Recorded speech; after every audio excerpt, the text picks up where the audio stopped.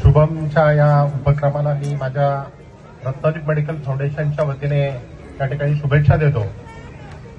शुभम हा माझ्या रत्नदीप शैक्षणिक संकुलातील फार्मसी कॉलेजचा विद्यार्थी आहे आणि ज्यावेळेस आपल्या संकुलातील आपल्या कुटुंबातील कुणी अशा पद्धतीने जर आपला उद्योग सुरू करत असेल तर मला वाटतं बापू निश्चित आपण त्या ठिकाणी वेळात वेळ काढून उपस्थित राहून त्यांना त्या ठिकाणी आशीर्वाद देणं गरजेचं असतं।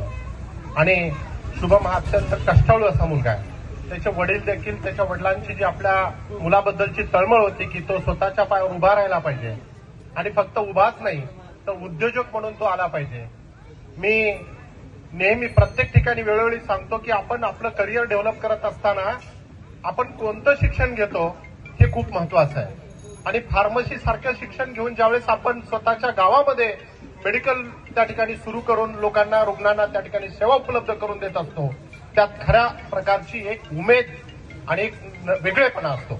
आणि सुदैवानं आज मी इथं आल्याच्या नंतर समजलं की ज्यांच्या सहकार्याने आमचं शुभमचं या ठिकाणी मेडिकल आहे ते आमचे डॉक्टर गदा देसाई देखील आमच्या तालुक्यातलेच बापू।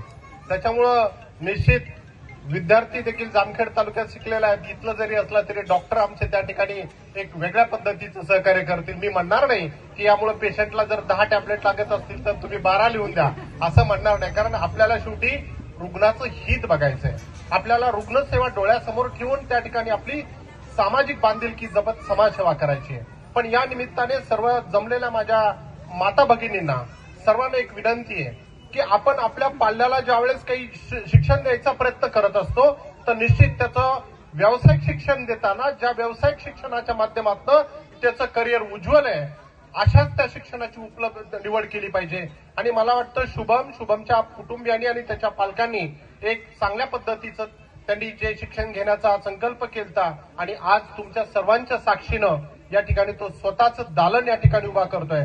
मला खात्री आहे निश्चितच त्याचं भविष्य हे उज्ज्वल आहे आणि आपण ज्यावेळेस एका उंचीवर आपल्या कर्तृत्वातून जातो, ज्यावेळेस आपण शून्यातून आपलं कर्तृत्व करून एक उंची गाठत असतो त्यावेळेस मला वाटतं आपण सामाजिक बांधिलकी देखील त्या ठिकाणी जोपासली पाहिजे। आणि शुभम निश्चित आम्ही वेगवेगळ्या कार्यक्रमाच्या माध्यमातून नेहमी सांगत असतो की आपण देखील समाजाचं काहीतरी देणं लागत असतो, म्हणून आपल्या काउंटर प्रॅक्टिस करत असताना एखादा जर गोरगरिबाला असेल रुग्ण त्या ठिकाणी येत असेल तर निश्चित डॉक्टर साहेब आपल्याकडे काही सॅम्पल येत असतात किंवा काही आपल्याकडे काही स्कीम्स असतात, अशा स्कीम्समधून त्या गोरगरिबांना जर आपण त्या ठिकाणी थोडी मदत केली, त्यांना जर त्यांच्या आरोग्याला आपण हातभार लावला तर मला वाटतं खऱ्या अर्थाने त्या ठिकाणी एक वेगळ्या प्रकारचा आनंद आणि समाधान आपल्याला मिळत असतं आणि शुभम निश्चित ते सार्थ करून दाखवेल याचा मला पूर्ण खात्री आणि त्याच्या कर्तृत्वाचा मला अभिमान होईल। अशा पद्धतीचं त्याचा आगामी काळ निर्माण होईल, त्याच्या हातून एक असामान्य असं काम घडो अशी साईबाबा चरणी प्रार्थना करतो आणि माझ्या रत्नदीप संस्थेच्या वतीने माझ्या कुटुंबियांच्या वतीने खूप खूप शुभेच्छा देतो। धन्यवाद।